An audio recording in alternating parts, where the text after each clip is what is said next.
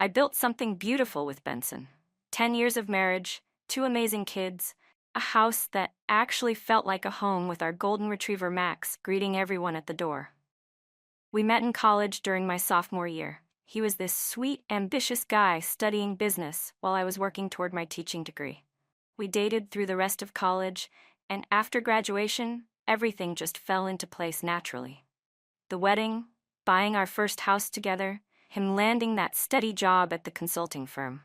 I left teaching after Nathan was born because we both agreed one of us should be home with the kids, at least while they were little.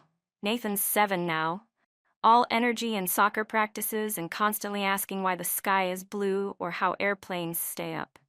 Alicia just turned 4, still my little shadow who wants to help with everything from cooking dinner to folding laundry. They're good kids. Happy kids. I made sure of that. While Benson was building his career and working late most nights, I was the one handling bedtime stories and scraped knees and all the million little things that actually matter in raising children. But somewhere along the way, I started feeling invisible. Not to the kids, they still needed me for everything. But to Benson. I'd become part of the furniture, reliable old Sam who'd have dinner ready and the house clean and the kids bathed by the time he walked through the door each evening. When was the last time he really looked at me, not just glanced up from his phone to acknowledge I was talking? When was the last time we had a real conversation about something other than Nathan's school schedule, or whether we needed to call the plumber? I deserved more than that. I deserved to feel like a woman again. Not just a wife and mother whose entire identity revolved around everyone else's needs. That's when I started looking forward to girls' nights more than I probably should have. Every other Friday, me and my friends from the neighborhood would hit downtown. Kathy from 2 streets over, Erica, whose husband Wayne works with Benson, and usually 2 or 3 other women from our circle. All of us married, all of us with kids, all of us desperate for a few hours to remember who we used to be before car seats and parent-teacher conferences took over our lives. We deserve this, Kathy would always say as we ordered our second round of cocktails. We work our asses off all week taking care of everyone else.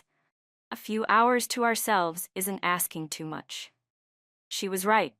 While our husbands got to interact with adults all day at their jobs, we were home managing tantrums and grocery shopping and trying to have adult conversations with 4-year-olds. The least they could do was watch their own children for one evening every 2 weeks, so we could feel human again. Benson never complained about girls' night, which should have been a good thing but somehow felt like proof of how little he cared about what I did with my time. He'd just nod and say, "Have fun," without even looking up from whatever he was reading.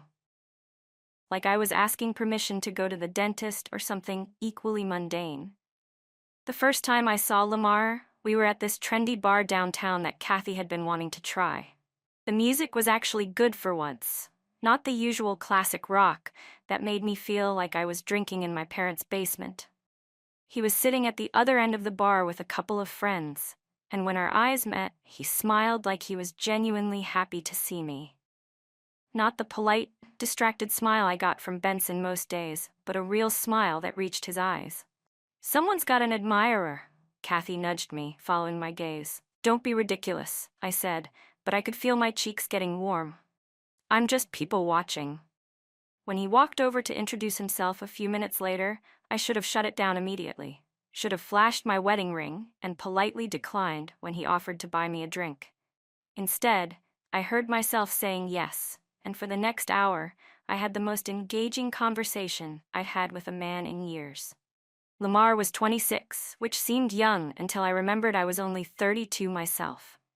He worked construction, had this easy confidence that came from actually doing physical work instead of sitting behind a desk all day. He listened when I talked, asked follow-up questions, laughed at my jokes like they were actually funny instead of just being polite. "Your husband's an idiot if he lets you out looking like that without him," he said as the girls were getting ready to leave. I should have been offended by the implication, but instead I felt this flutter in my stomach that I hadn't experienced in years. When was the last time Benson had even noticed what I was wearing, let alone complimented me on it? "It's just girls' night," I said, which wasn't really an answer to anything. "Maybe next time you could take a little detour," he said, handing me his number written on a napkin. "You seem like someone who deserves better than the same old routine." I took the napkin, told myself I'd throw it away as soon as I got to the car, but instead, I tucked it into my purse and tried not to think about it during the drive home. Benson was already asleep when I got back, which was typical. No "how was your night?" or "did you have fun?" Just the assumption that I'd had my little break and now everything could go back to normal. I kept Lamar's number for 3 weeks before I finally texted him. Just something casual about hoping he was having a good day. Nothing that could be construed as inappropriate if anyone saw it. He responded immediately, and before I knew it, we were texting throughout the day. Nothing serious at first, just friendly conversation that made me smile when my phone buzzed. He was easy to talk to, in a way that Benson hadn't been in years. When I mentioned being frustrated with Nathan's teacher, Lamar actually engaged with the problem instead of offering some generic, "I'm sure it'll work out" response. When I complained about feeling like a taxi driver with all the kids' activities, he sympathized instead of reminding me that this was what I'd signed up for when we decided to have children. "You're too smart to be stuck in the suburbs playing chauffeur," he texted one afternoon while I was waiting in the car line at Alicia's preschool. "You should be doing something that actually uses your brain." It was the first time in years someone had acknowledged that I might have ambitions beyond managing everyone else's schedule. The first time I met him outside of the bar was completely innocent. Just coffee on a Thursday afternoon while both kids were at school. We sat in a little cafe across town where I was unlikely to run into anyone I knew and talked for 2 hours about everything and nothing. He told me about growing up with a single mom who worked 3 jobs to keep them afloat, about his dreams of maybe starting his own construction company someday.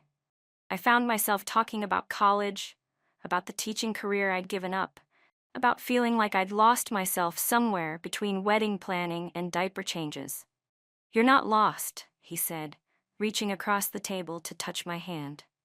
"You're just buried under everyone else's expectations. There's a difference."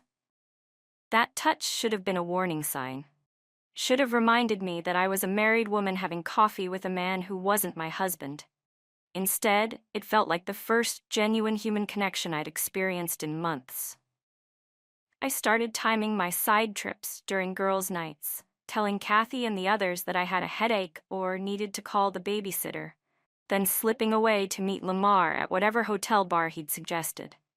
Nothing physical at first, just conversation and attention that I'd been starving for without even realizing it. "Your husband doesn't deserve you" became a regular theme in our talks.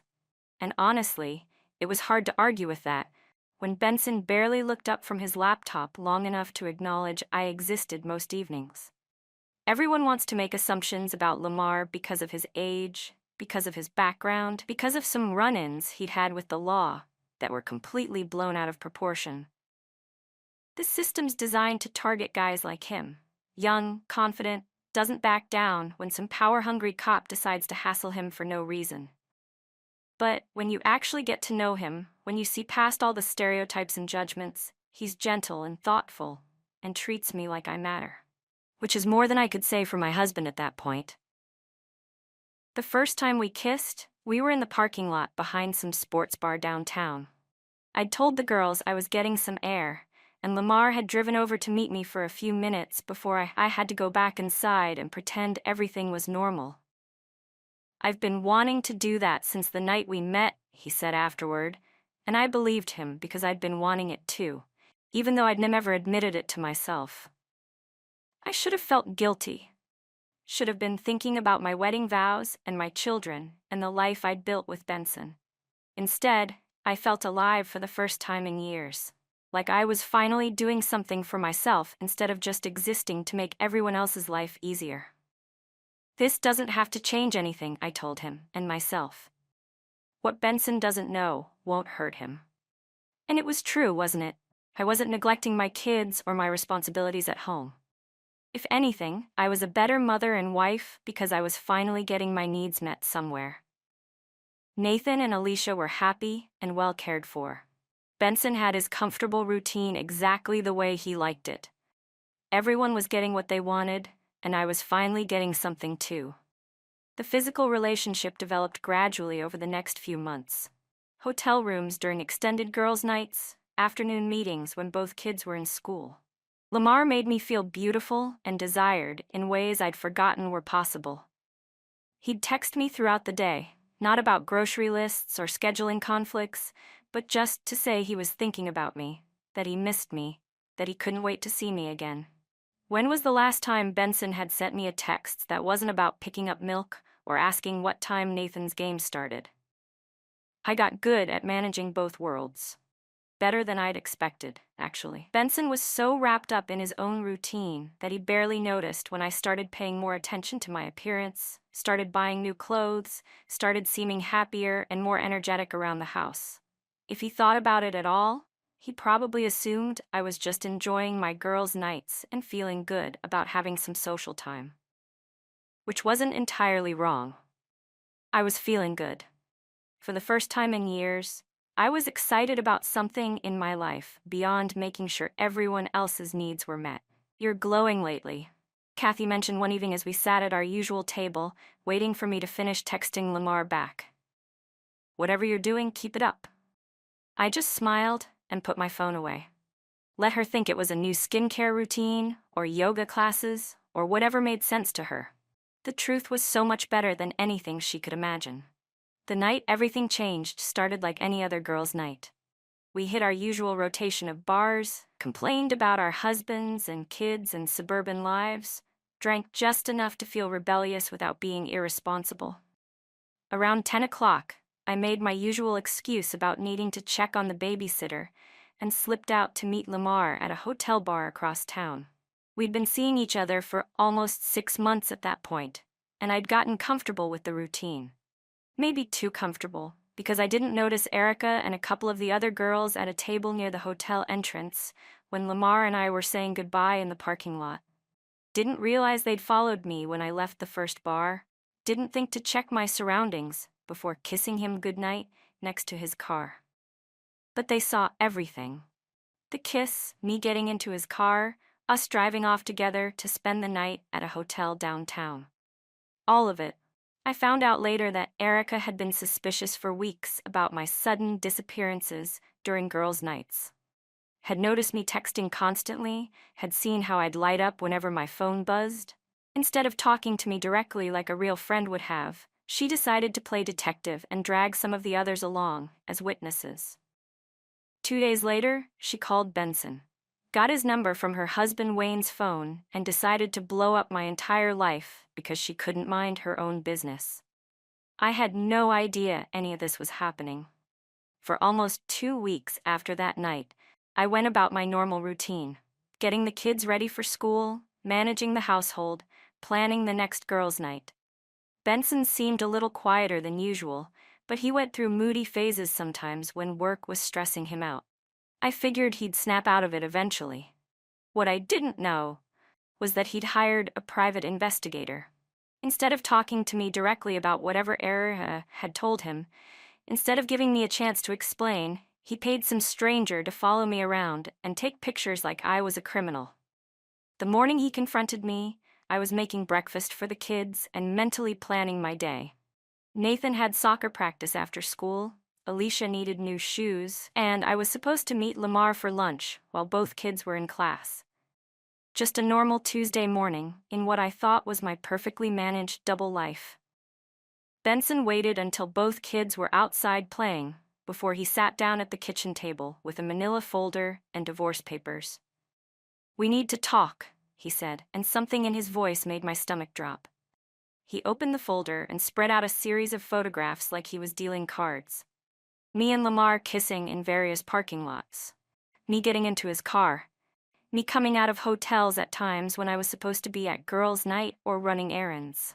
"You hired someone to spy on me?" was the first thing out of my mouth, because honestly, what kind of person does that? Instead of having an adult conversation about problems in our marriage, he goes behind my back and pays some creep to stalk me? "Yes, I did," he said, not even having the decency to look ashamed about it. I stared at the photos, trying to process what was happening. This wasn't how this conversation was supposed to go. In the version I'd imagined, if I'd ever been forced to imagine it, I would have had time to prepare, to explain, to help him understand that this didn't have to mean the end of everything we'd built together. I didn't want it to happen like this, I said, which was true. I'd never intended for him to find out at all, but if he had to know, it should have been on my terms, when I was ready to have that conversation. But it did happen, he said. For months, apparently, while I was working to support our family, while I was home with our kids so you could have your girls' nights, you were sneaking around with some 26-year-old with a criminal record. You don't know anything about Lamar, I said, hating how defensive I sounded, and his age doesn't have anything to do with anything. His age has everything to do with this, Benson shot back. You're a 32-year-old mother of two having an affair with someone who's been arrested for assault and drug possession. What exactly am I supposed to not know about that? The way he said it made Lamar sound like some kind of dangerous criminal, which was completely unfair. So he'd had some trouble with the law, who hasn't at some point. The charges were bogus anyway. Just cops targeting a young guy who didn't back down when they tried to intimidate him. You're making this sound worse than it is, I said. Worse than it is? He leaned forward, and I could see how angry he was trying not to be. Sam, you've been lying to me for months, lying to our children, sneaking around behind my back while I trusted you completely. I never lied to the kids, I said, because that was important. Whatever was happening between me and Benson, Nathan and Alicia didn't deserve to be dragged into it. You lied to all of us every single day, he said. Every time you kissed me goodbye, every time you told me you loved me, every time you tucked our kids into bed and then texted him afterward. He knew about the texting too, apparently. I wondered what else his private investigator had managed to dig up, how long they'd been watching me, how many of my private moments had been photographed and documented. You can't take my kids away from me, I said, because suddenly the divorce papers on the table felt very real and very threatening. I'm not taking them anywhere, Benson said, but they deserve to have a mother who puts their safety and well-being above her own pleasure. A mother who doesn't bring dangerous men into their lives. Lamar has never even met the kids, I said. I would never put them in danger. You put them in danger the moment you started sleeping with someone with a history of violence, he said. What happens when this guy decides he wants more than just sneaking around? What happens when he shows up here looking for you? That's not going to happen, I said, but even as I said it, I could hear how naive it sounded. You're right, Benson said, standing up from the table. Because you're not going to see him anymore. You're going to end this relationship today, and we're going to figure out how to co-parent our children while we get divorced. The finality in his voice scared me more than the photos or the divorce papers. This wasn't a conversation or a negotiation. This was him telling me how things were going to be from now on. Benson, please, I said. We can work through this. We can go to counseling. We can figure out what went wrong and fix it. What went wrong is that you decided to cheat on your husband instead of talking to him, he said. What went wrong is that you brought someone with a criminal record into our lives without caring how that might affect our children. What went wrong is that you've been lying to my face for months while I worked to support the family you were betraying. I never betrayed our family, I said. This has nothing to do with Nathan and Alicia. Everything you do has to do with Nathan and Alicia, he said. You're their mother. Your choices affect them whether you want to admit it or not. He was making me sound like some kind of monster when all I'd done was find someone who appreciated me for who I was. Yes, I'd made some mistakes in how I handled things, but the core issue was that our marriage had problems that we both needed to take responsibility for. What about your part in this? I asked. What about the fact that you've been emotionally absent for years? What about the fact that I felt invisible in my own marriage? What about the fact that you never talked to me about any of that? He countered. What about the fact that instead of working on our marriage, you decided to start a new relationship behind my back? He wasn't wrong, exactly, but he was making it sound so much simpler than it actually was. Like I'd just woken up one day and decided to have an affair for fun, instead of gradually finding myself in a situation where someone finally saw me as more than just a wife and mother. I want us to try, I said. I want to end things with Lamar and focus on our family. It's too late for that, Benson said. I can't trust you anymore, Sam. I can't trust that you won't do this again the next time you're feeling unappreciated or bored or whatever it was that made you think this was okay. So that's it, I said. 10 years of marriage, 2 kids, everything we built together, and you're just throwing it all away? I'm not the one who threw it away, he said quietly. You did that when you decided someone else was more important than our family. The next few months were a nightmare of lawyers and court dates and custody evaluations. Benson refused to move out of the house, claiming he didn't want to abandon the children, which meant we were stuck living together while everything fell apart around us. He was civil but cold, speaking to me only when necessary, and making it clear that any chance of reconciliation was off the table. I tried to maintain some kind of relationship with Lamar during this period, meeting him when I could and posting pictures on social media to show everyone that I was moving on and happy. But the stress of the divorce and the custody battle was affecting everything, and he started pulling back, claiming he didn't want to get dragged into legal drama. Maybe we should take a break until this all settles down, he said one afternoon, and I could hear in his voice that he was already checking out of whatever we'd had together. I'm getting divorced for you, I said, which wasn't entirely true but felt true in the moment. You're getting divorced because you got caught, he said, and that stung because it was probably more accurate than I wanted to admit. By the time the divorce was finalized, Lamar and I were barely speaking. He'd moved on to someone else, someone younger and without kids and legal complications. I found out through social media, seeing pictures of them together at the same bars where we used to meet. But the real blow came when the judge awarded Benson primary custody of Nathan and Alicia. Despite my lawyer's arguments about maternal bonds and the children's need for stability, the court decided that my reckless behavior and poor judgment in romantic partners made me a risk to their well-being. I was granted supervised visitation every other weekend and 1 evening a week. Supervised like I was some kind of danger to my own children. The court recognizes that both parents love their children, the judge said, but the children's safety and stability must be the primary consideration in custody decisions. Benson looked relieved but not triumphant, which somehow made it worse. Like this was just a necessary step in protecting our kids rather than any kind of victory over me. I moved into a small apartment across town and started the process of rebuilding my life. My lawyer assured me we had good grounds for an appeal, that the custody decision was overly harsh and could be overturned with the right arguments. Courts are getting more progressive about these issues, she said. A mother's romantic choices shouldn't automatically disqualify her from having custody of her children. She was right, of course. The whole system is biased against women who refuse to disappear into traditional roles.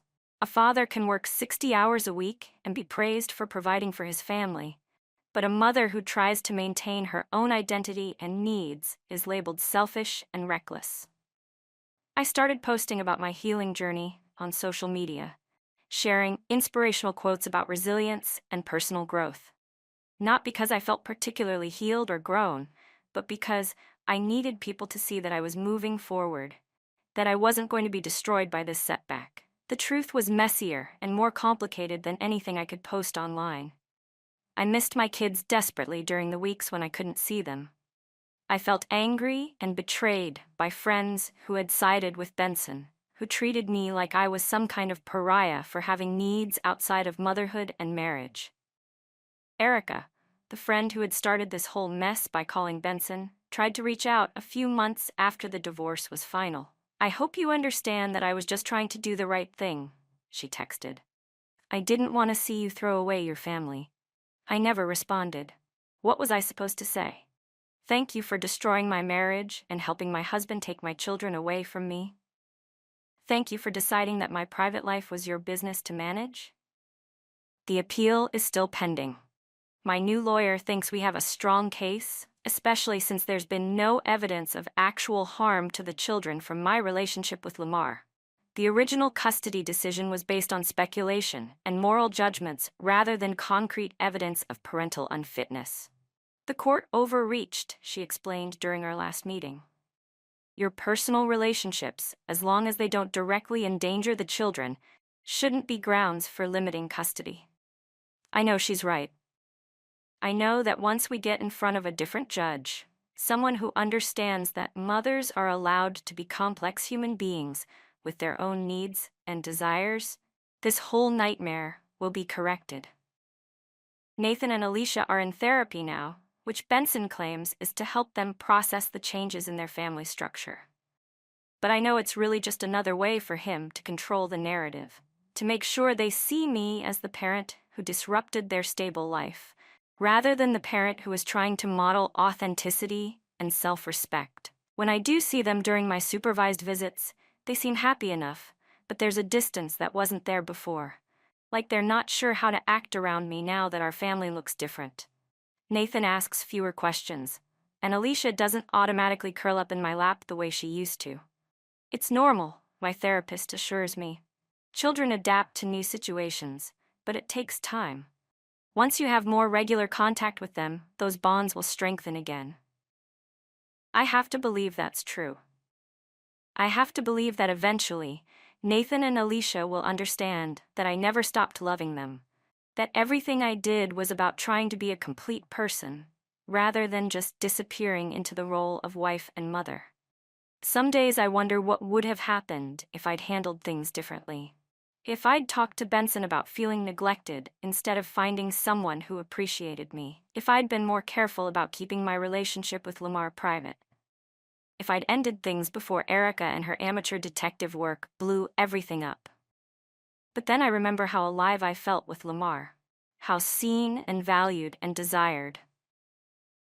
I remember what it was like to have conversations with someone who was actually interested in my thoughts and dreams and frustrations. And I can't bring myself to regret finding that, even if it came at a cost I hadn't anticipated. The appeal hearing is scheduled for next month. My lawyer is confident that we can get the custody arrangement modified to something more reasonable. Maybe shared custody with both parents having equal time. It won't undo everything that's happened, but it will be a start toward getting my life back to something that makes sense. Until then, I'm focusing on building the kind of life I want to have when Nathan and Alicia are with me more regularly. The kind of life where I'm not just existing to serve everyone else's needs, where I'm modeling independence and self-respect instead of martyrdom and sacrifice. Benson thinks he won something by getting primary custody, by turning our friends against me, by making me look like the villain in our story. But what he really did was force me to figure out who I am outside of his expectations and limitations. And that might be the best thing that could have happened to me, even if it doesn't feel like it yet.